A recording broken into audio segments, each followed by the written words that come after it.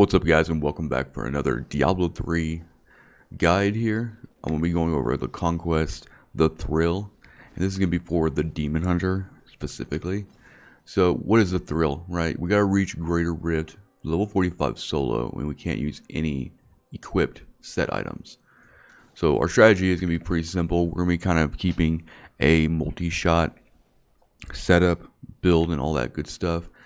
As far as our skills go, normal multi-shot here, evasive fire focus, multi-shot arsenal, vengeance with seethe, vault with trail of cinders, preparation with invigoration, companion with wolf companion, and our passives we're going to take is going to be ambush, archery, thrill of the hunt, and steady aim. If you do not have a hellfire amulet with one of these, on it, then you want to have Call of the Week here. As far as our cube goes, I'm going to be putting in Dawn to help with the cooldown on Vengeance. Cinder Coat is going to help us maintain more hatred while we're spamming multi-shot. And then Convention of Elements just gives us a little bit more of a damage boost on that fire cycle. For the items we're in the build itself, we're going to be using Pride's Fall because we're going to be trying to stay away from the target as much as we can. So this will help us actually be able to spam multi-shot even more. We're going to put a diamond in it for a cooldown. For our chest piece, we want to have a Quill Karas for damage reduction. And then we want to put emeralds in all of that. Nemesis Bracers.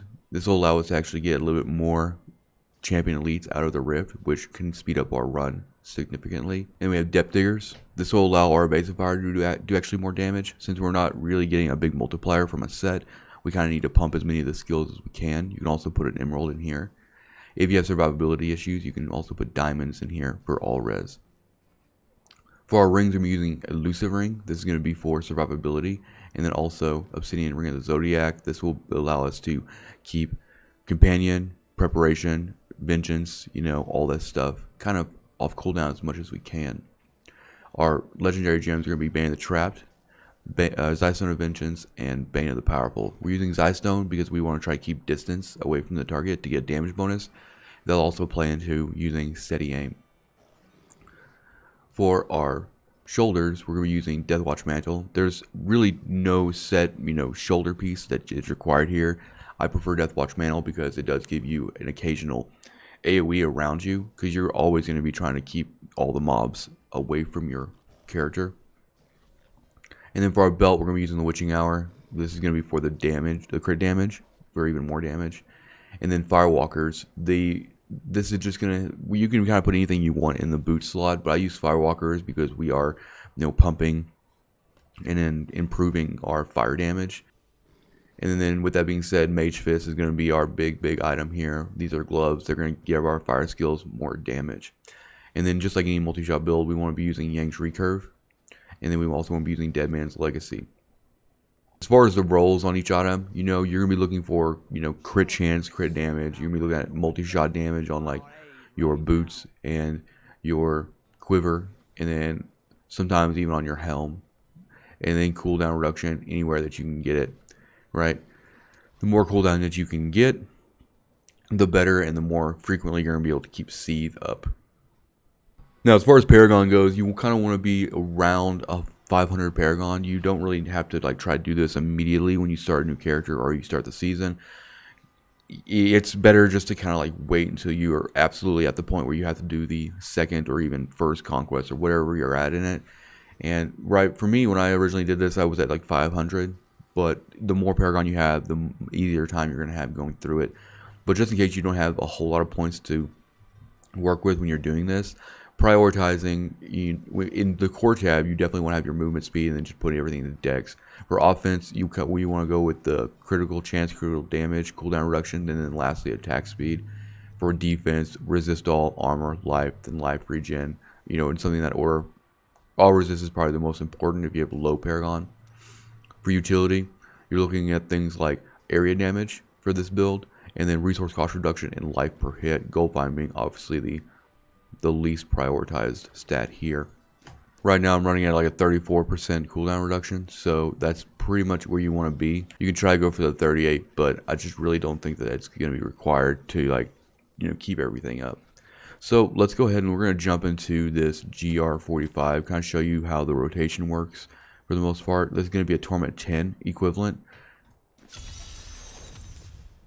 Another thing I should mention too is you don't necessarily, you want to kind of do this when you have quite a bit of Paragon.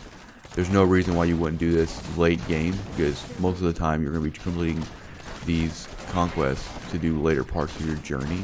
So I would say, you know, be it like 500 Paragon or something, just so you can have even more, you know, more survivability options, more, you know, damage options. As you can see here, you're not going to be breaking any records here. Really, all you're trying to do is just stay away as much as you can. We have Oculus Ring on our follower, which is going to help you tremendously, especially with this multi-shot build, because once, you know, that ring pops, then you can stand in it and get a damage boost. Right, so like right there, you can just come in here. It doesn't matter how close it is, just as long as you're not inside the mobs itself. But just try to utilize those whenever they do pop up. As you right here. And if you have the right rolls and a good amount of Paragon, there's no reason why you can't run this with like 1,000,000+ DPS. You see here? I'm not really having to worry about resources, and you don't really have to worry about keeping your discipline up either, like with a normal multi-shot build, because we're not using the set, so you don't get penalized for overspending. So we're just going to keep going through here, keeping our distance, making sure we keep an eye on our hatred as much as we can. And with using Cinder Coat and Pride's Fall and all that stuff, you won't have to use Vengeance a whole lot. If you do get into a rough spot, then Vengeance with Seeds is nice to have.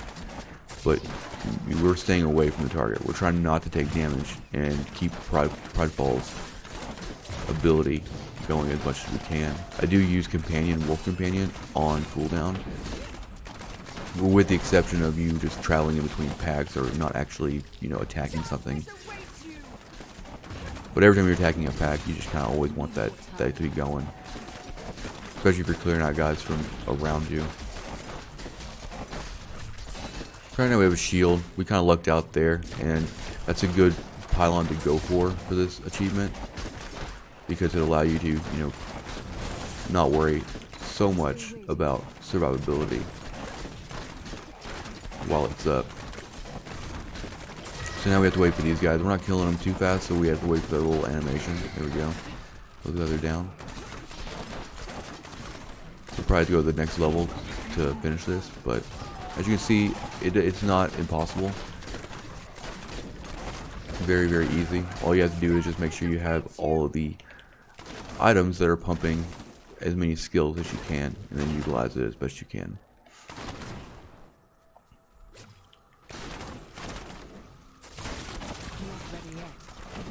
We'll go down here, and like we're not gonna like over vault too much. We don't want to get ourselves kind of in a situation where we're surrounded by guys and we have to backpedal. So since we have 15 minutes to do this, and you know, with this build you won't use all of that 15 minutes. We can go a little bit slower and just do it right the first time. I'm gonna pop down here. That was kind of an open level, very, very good RNG. This is going to be a closed off level. You can kind of bottleneck guys inside doors in situations like this and really kind of control the flow. Like here, I can just shoot into this room, you know, while sitting out here. And then just kind of wait for all that molten to go away, and, you know, continue to clear. Just clear room by room, you know. That's a really good strategy to do. To avoid, you know, ranged projectiles. Like I said earlier, if you do have issues with survivability, you can run diamonds in your gear instead of emeralds. But for the most part, you're going to get quite a bit of survivability from elusive ring and the stuff you put into Paragon. So utilizing the damage boost and just kind of going glass cannon is probably the best thing to do, just to get it done as quickly as possible. You see there? That Regarding didn't stand a chance.